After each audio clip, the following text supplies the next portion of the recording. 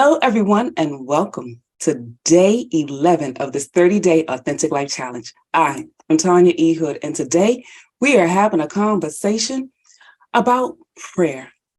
It is often thought of as an antiquated thought process for a lot of people, but I need you to know that sometimes you may need to pray for those around you.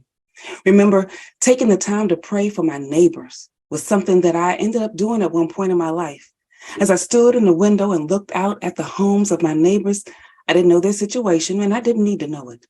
But I did know that as I stood in the gap, asking God to intercede on their behalf, as they got better, I will get better also.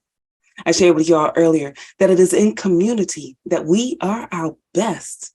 So as I prayed for each and every one of my neighbors, the neighborhood did get better. And when when I first looked out at the neighborhood, because I'm sitting here thinking about the situation, because have you ever been in an environment where you moved into a neighborhood that you thought was going to be okay? On the surface, when you did your tours, on the surface, when you were watching and seeing various things looked like they were going to be okay. But then you moved in. And then once you moved into the neighborhood, little things started to unravel along the way. It was like that for me when I first moved into this neighborhood.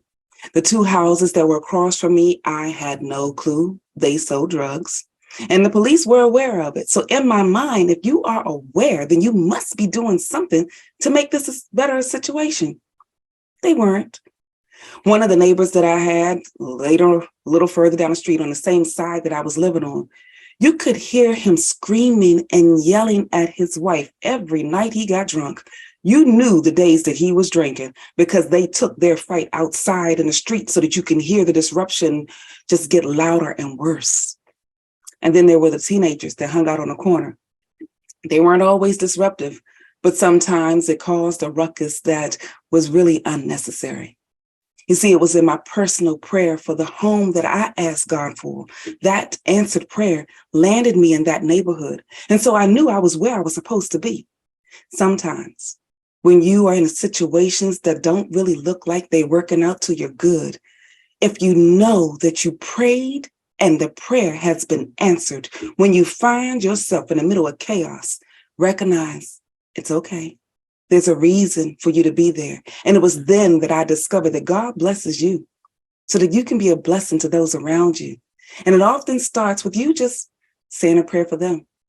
So as I confessed the sins of the people in my neighborhood to God, he started changing their hearts. My neighbors that would not speak to me at all in the beginning started saying hi.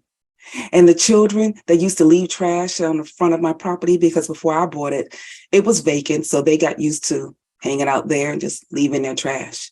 So I get up every morning, go out to my yard, clean up my yard. And then because of what I was taught when I was a little girl, when you are a part of the neighborhood, it is your responsibility to also support that neighborhood and make it better. So I would clean up my neighbors that were on the same side of the street as me. And for the older people that I knew that were across the street, I would go across the street, sweep out the trash from in front of their houses as well. So as I continued to do this over time, my neighbors would start to clean in front of my house as well. The disruptive teenagers that typically sat on the corner would straighten up just a little bit when I came outside. I would wave to them and they wave back. After a while, they would do different things in the neighborhood to be a support to it. See, when you make a decision to pray for your neighbors, to stand in the gap for somebody else, it makes a difference. Their hearts were changing because prayer supports you in getting your life better and the life of those around you. So if you want the world around you better, then you pray for it. Pray for your leaders, that they will look out on your behalf. Pray for the changes that you want to see in the nation.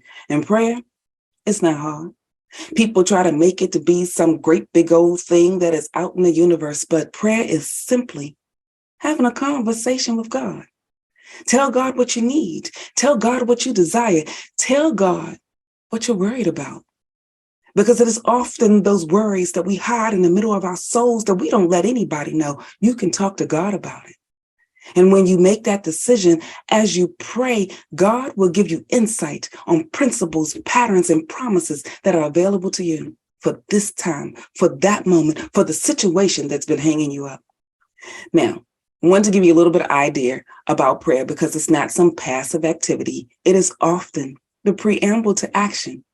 When you know that you need to get a job done or get a task complete that is greater than you, prayer is often the springboard that will help you get success. So I want to tell you a little bit of a way that I discovered how to walk through the beginning parts of prayer. You start with just praising God.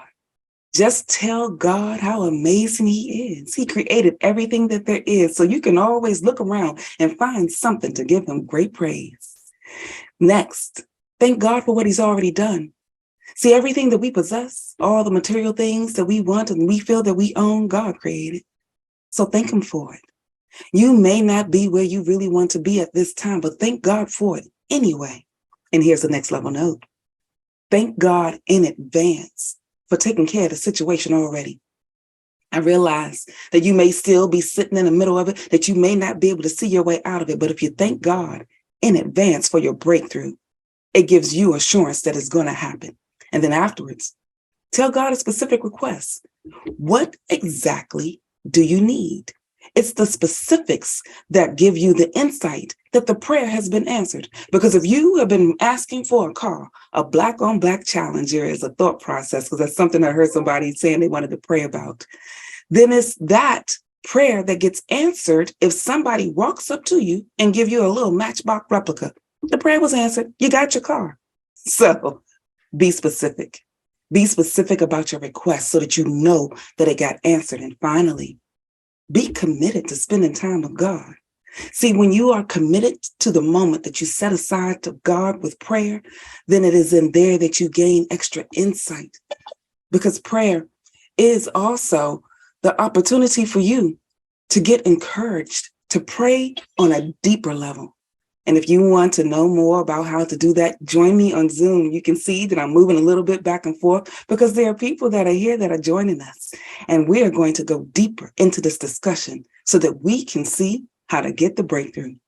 So if you want to join us today, go to my website, tanyaehood.com. There you can click on the link that will give you access to the Zoom so we can continue the conversation.